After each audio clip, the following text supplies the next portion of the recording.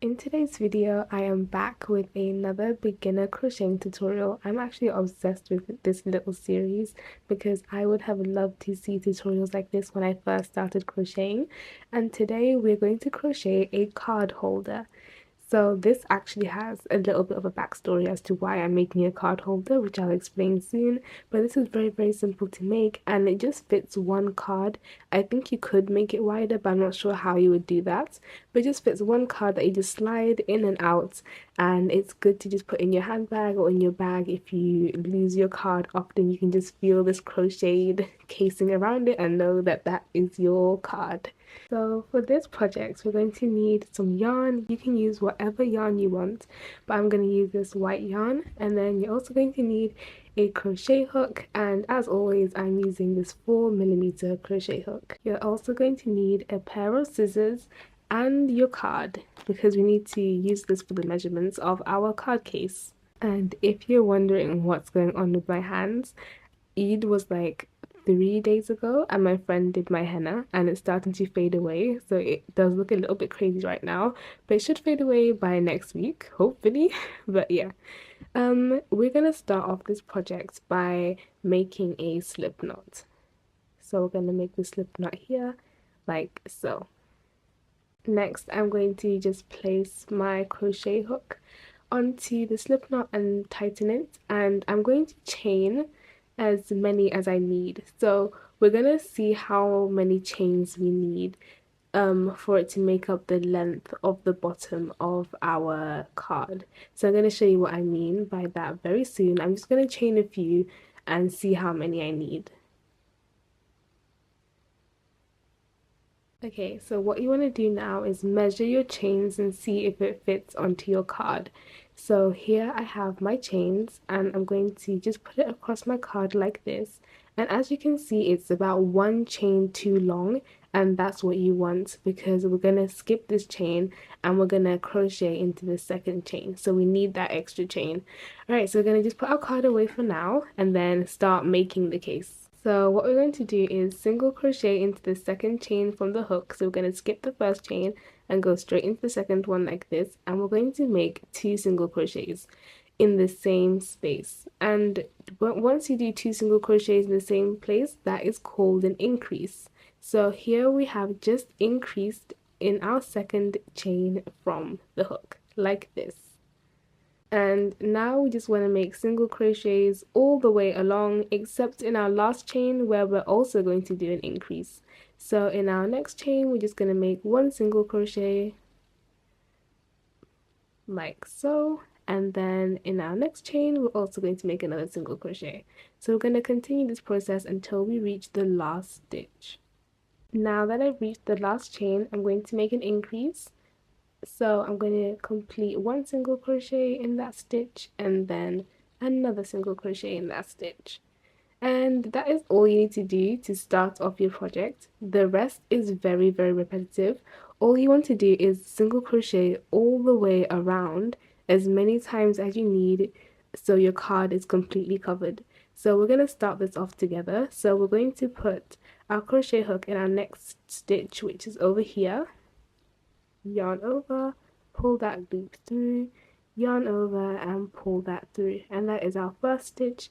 And then we're going to place it into our second stitch, and then we just want to go all the way around. You can add a stitch marker at the beginning of your round just so you know where you started, but I don't like adding stitch markers. But I feel like if you're a beginner and you lose track of your stitches, I 100% recommend that you put a stitch marker just over here where we started our round.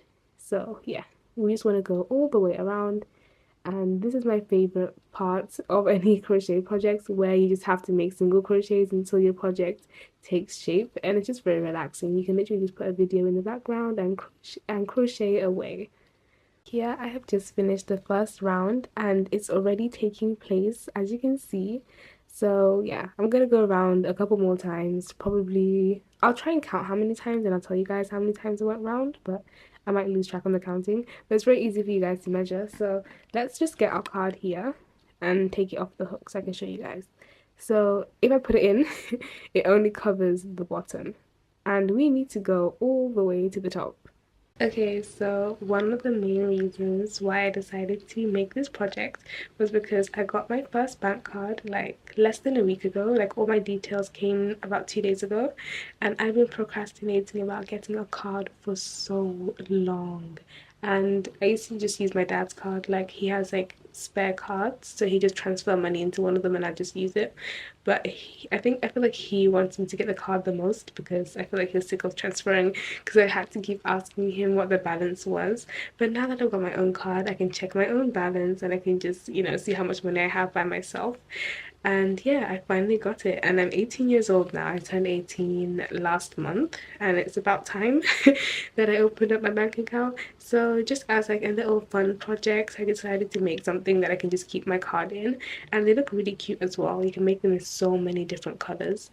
And I feel like that's what I'm going to be doing because it depends on what I'm wearing or what handbag I'm using, which will determine what color I want my card holder to be. So I'm going to show you guys what this is looking like so far. I'm just about to finish the round. Here is a quick progress check. This is what it's looking like so far, and I just want to make sure you guys are still on track. So as you keep going round and round and round, you're creating this little pocket here. So I need to do a few more rows and then I'll get back to you when I'm on the last row or when I'm just finishing off.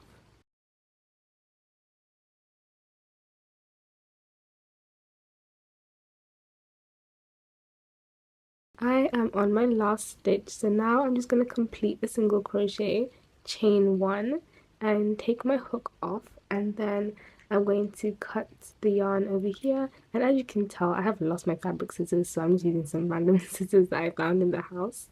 And then you're going to pull that knot through, and then we're just going to cut off the excess quite close to the knot, like this. And we also have a tail at the bottom, and I'm going to show you how I usually get rid of the tails. So I'm just going to hold it like this and kind of turn it inside out, and then get the end of my crochet hook and just push the tail inside because I do not want to see this. And then I'm going to just try and pull it through the other side. Alright, this is what it should look like. So your tail should be coming through the other side, and then we're just going to pull it and then cut off the excess and then turn it back the right way around. And here is our crocheted card holder. It's very, very simple as well, and it's very fun to make. Now it's ready for our card to go in. So you're going to get your bank card. You can make one for a library card, bank card, school ID, or literally whatever card you want. And then we're just going to try and fit it inside like this.